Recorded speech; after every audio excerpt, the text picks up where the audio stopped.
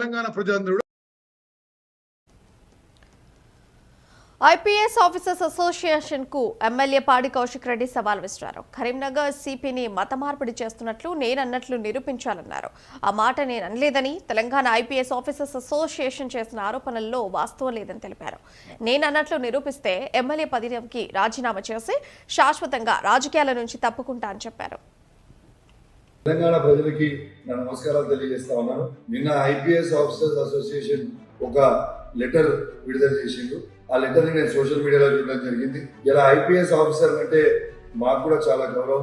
కానీ ఐపీఎస్ ఆఫీసర్లే రాజ్యాంగాన్ని ప్రజల్ని కాపాడాల్సిన ఐపీఎస్ ఆఫీసర్లే నేను మాట్లాడిన మాటల్ని వక్రీకరించి రాస్తే చాలా బాధ అనిపించిందని చెప్పి ఈ సందర్భంగా తెలియజేస్తా ఉన్నాను.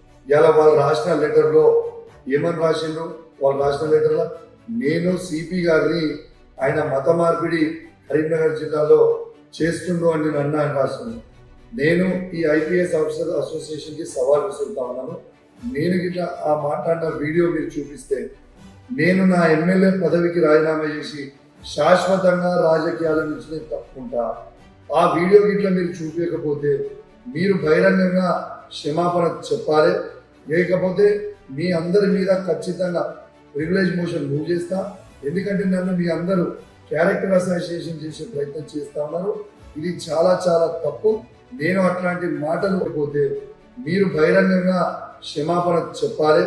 లేకపోతే మీ అందరి మీద ఖచ్చితంగా ప్రివిలేజ్ మోషన్ మూవ్ చేస్తా. ఎందుకంటే నన్ను మీ అందరూ క్యారెక్టర్ అసోసియేషన్ చేసే ప్రయత్నం చేస్తా ఉన్నారు. ఇది చాలా చాలా తప్పు.